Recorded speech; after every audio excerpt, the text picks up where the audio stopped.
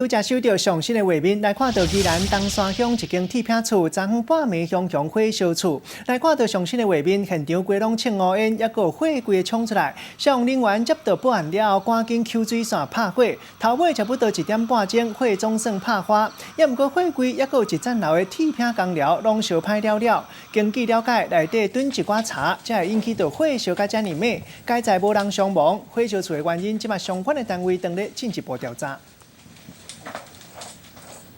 人咧讲做看骗厝来做生意骗熟悉，这对兄弟啊，伫咧中秋连假来到新北市三甲这间钓虾仔场钓虾仔，要走的时，佮加一寡泰国虾，还有龙虾包包的做去，落尾因讲因的钱，互人偷摕去，讲是一个老主顾客某米人的小弟，讲阿兄小等下会来付钱，头家事后一个查，拢是无影无迹的代志，互因安尼一支嘴胡捋捋，骗差不多9000日。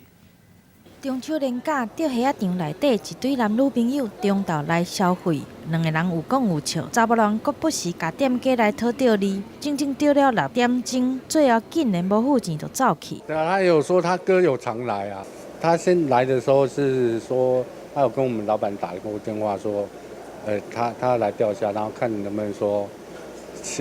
就是先签账什么？原来这对男女朋友骗店家，搁讲店内一个主顾客是家己的阿兄，等一下就来介绍。头家相信伊，煞来哄骗。敢若看两个人离开的时阵，毋若摕到的泰国蟹，搁加摕几落只零蟹。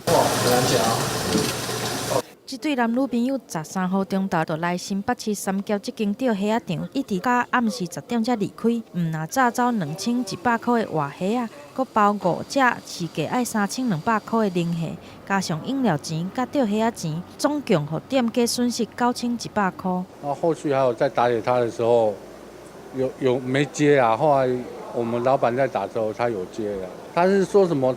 还是说他哥哥会来付账啊？然后也是等了说2点多吧，2点多也没人来啊。店家无奈，只会当先来报警察。头家因为信任，无想到这两个人是钓霸王蟹的人。